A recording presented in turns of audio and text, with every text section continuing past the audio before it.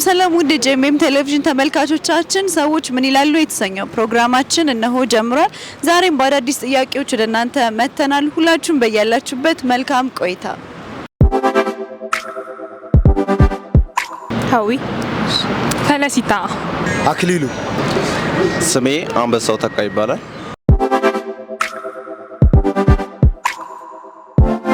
እኔ ክርስቶስ ነው።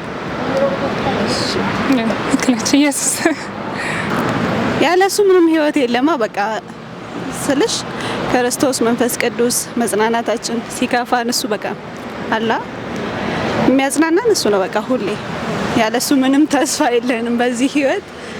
ሁሌ ይላለው እናወራለን እኛ ራሱ መንፈስ ቅዱስ ባይኖራው ምን እንሆን ነበር? መጽናኛችን በሱ ነው የምንጽናናው። ሀሳባችን ሁሉ ነገራችን እሱ ላይ ነው እና በቃ ለኛ ህይወት ክርስቶስ ነው። ያ ሁሉም ነገር ያልፋል። ሲያልፍ ዘላለማዊ እሱ ስለሆነ ህይወት ክርስቶስ ነው። በቃ ማለት ያለሱ መኖርም ሆነ ያለሱ ዘላለም የሚኖርም የለም። ስለዚህ ህይወት ክርስቶስ ነው። እግዚአብሔር ነው።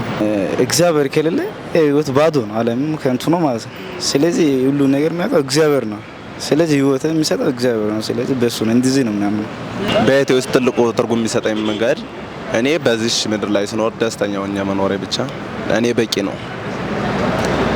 ሰው ደግሞ እንግዲህ አለው ደግሞ እዚህ ኢትዮጵያ ውስጥ ስንኖር ደግሞ ሰውን በመልካምነትና ፍላጎታችን በሚያሟላ መንገዶች ፍቅርን በሚያስተምሩን ታላቅ እህቶቻችንና ወንድሞቻችን እነሱን በመውደድና በመደገፍ አብረን እንኖራለን።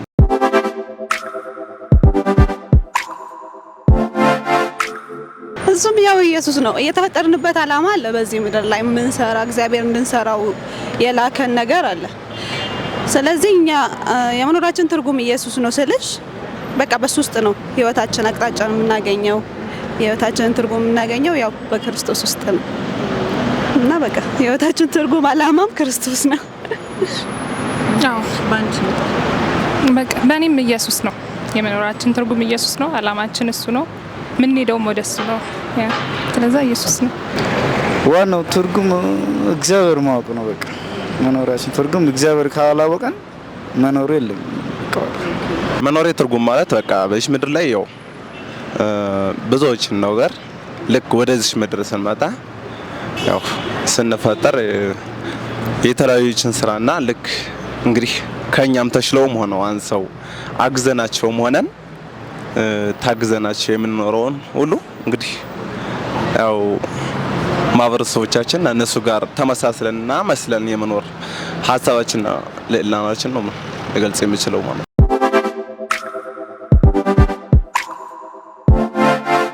መጸለይ ያለብን ሁሌ ግንኙነታችንን ከኢየሱስ ጋር ማድረግ አለብን። አሪፍ ኮኔክት ሲኖርሽ አቅጣጫሽን አስቺም እሱ ይመራሻል። በቃ በሱ መመራት አለብን። መጸለይ ያለብን አቅጣጫችንን መጠየቅ አለብን። እኔ እንደዛ ብዬ አስባለሁ። ሌላ ሁሉም ነገር ቀሪ እንደሆነ አውቀን ኢየሱስ ብቻ የበላይ እንደሆነ ማወቅ በቂ ነው ብዬ አስባለሁ በደንብ። ምክንያቱም ብዙ ነገር አለ፣ መውደድ ማክበር ብዙ ነገር አለ። ግን ፖይንቱ ኢየሱስ ብቻ ነው ጌታ። ስለዛ ኢየሱስን ማስቀደም፣ እሱ ማመን፣ መከተል፣ መስራት ነው። በቃ መስራት ነው። ያለን ነገር በሚገባ ነገር ነው ማድረግ መተግበር ነው።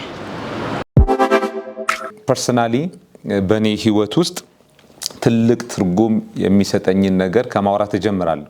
እንግዲህ በህይወቴ ውስጥ ትልቅ ትርጉም የሚሰጠኝ በጌታ በኢየሱስ ክርስቶስ ያመንኩበት ጌታ ኢየሱስ ክርስቶስን ያገኘውበት ያ የህይወት ትርጉም ነው። በህይወቴ ውስጥ ካሳካቸው ትልቁ ስኬቶች መካከል አንዱ በጌታ በኢየሱስ ክርስቶስ ያመንኩበት ነው። ይህንን ሊስተካከል የሚችል ከዚህ ልቆ ሊገኝ የሚችል ከዚህ በልጦ የህይወት ትርጉም ሊሆን የሚችል ምንም አይነት ነገር የለም። ምክንያቱም በክርስቶስ ኢየሱስ ከማመኔ የተነሳ የተስተካከለልኝ ህይወቴ ነው ብዬ ስል በኔ ህይወት ውስጥ የማንነት ለውጥ፣ የድርጊት ለውጥ፣ የአድራሻ ለውጥ፣ የፍጻሜ ለውጥ ሁሉ ያመጣሁት ኢየሱስ ክርስቶስን በማመኔ ነው። ኢየሱስ ክርስቶስ ዮሐንስ ወንጌል ምዕራፍ 10 ቁጥር 10 ላይ እኔ ህይወት እንዲሆንላችሁ ደግሞ እንዲበዛላችሁ መጣው ይላል። ኢየሱስ ክርስቶስ ለሃይማኖት ለውጥ አይደለም የመጣው፣ ለህይወት ለውጥ ነው የመጣው።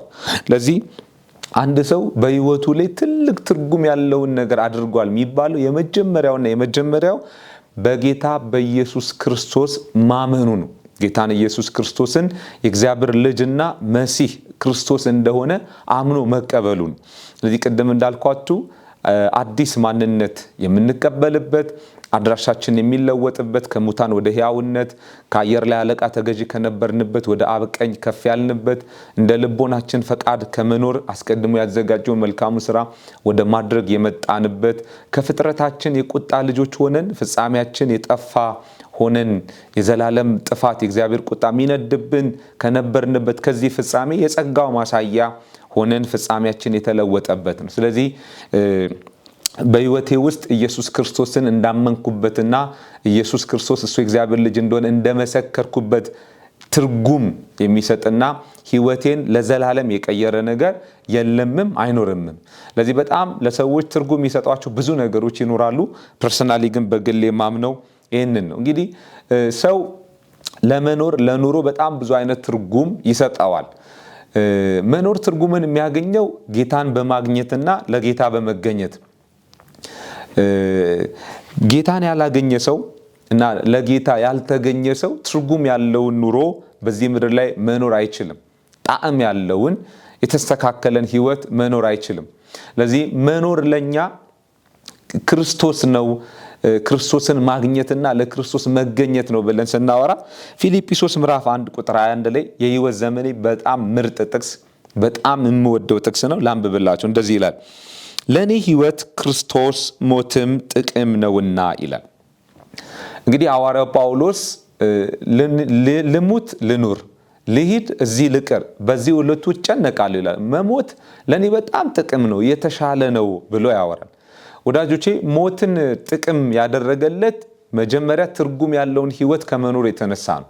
ሐዋርያው ጳውሎስ እስር ቤት ገብቶ ተፈታል ሲባል ነፃነት አገኘው ብሎ አይሮጥም። ለጳውሎስ መኖር ነፃነት ባለበት አካባቢ ጊዜ ማሳለፍ ሳይሆን እስር ቤት ውስጥም ቢሆን ክርስቶስ ከተወራለት፣ ክርስቶስ ከተነገረለት ደስታው እስር ቤት ውስጥ ነው ያለው ጳውሎስ። ስለዚህ ክርስቶስ ለጳውሎስ ኑሮው ነው፣ ህይወቱ ነው። ሰው ህይወቴ ነው፣ ሰው ኑሮዬ ነው ብሎ ከኖረለት ነገር አንግል አንጻር ሞትን መተርጎም ይችላል። ለምሳሌ ለኔ ኑሮ፣ ለኔ መኖር ዝነኛ መሆን ነው በዚህ ምድር ላይ ብሎ መኖርን በዝና የተረጎመ ሰው ልክ ሞት የሚባል ነገር ሲመጣለት ሞት ደግሞ ዝናውን በሙሉ ያጠፋበታል ማለት ነው። አይ ለኔ መኖር ሀብት ማግኘት ነው ብሎ ለሀብት ማግኘት የሮጠ ሰው ሞት ሲመጣበት ሀብቱን የሚያጣበት ይሆናል ማለት ነው።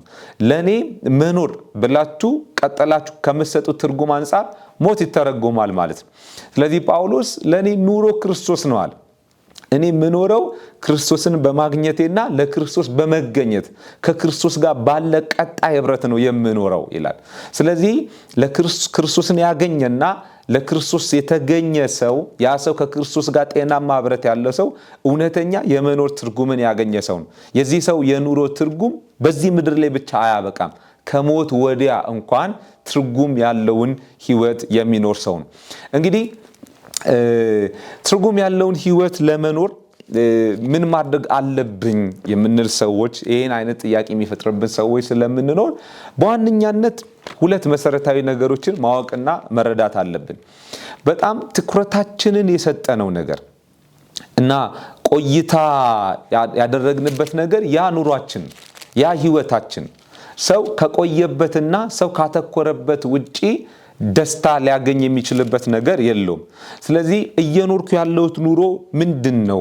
እየኖርኩት ያለሁት ነገር የሚሰጠኝ ትርጉም ምንድነው የምትሉ ሰዎች ያተኮራችሁት ነገር ላይ ትኩረት አድርጉ። በምን ላይ ነው ትኩረት እየሰጣችሁ ያላችሁት? ደግሞ ለምንድነው በምን ቦታ ላይ ነው እየሰነበታችሁ ያላችሁት? እየቆያችሁ ያላችሁት?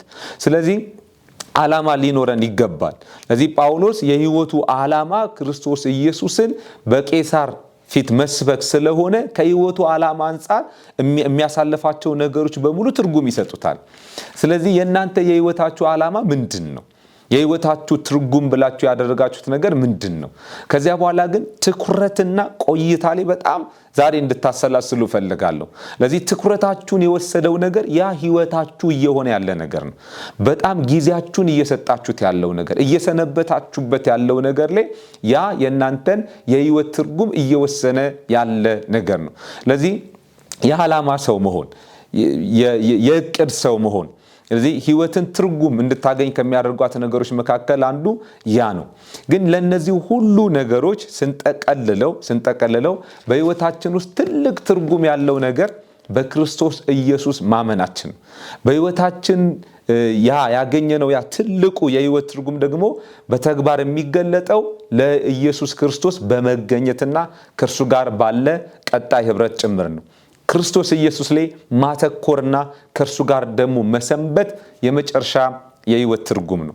አምናለሁ ሁላችሁም መልካም የህይወት ትርጉም እንደምታገኙና ጤናማ የህይወትን መርህ እንደምትኖሩ ለሁላችሁም ከእግዚአብሔር ከአብ ከአባታችን ከልጁም ከጌታ ከኢየሱስ ክርስቶስ ጸጋና ሰላም ይብዛላችሁ።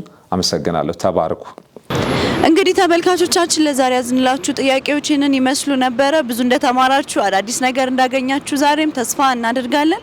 ያላችሁን ሐሳብ አስተያየት በቴሌግራም አድራሻችን ላኩልን።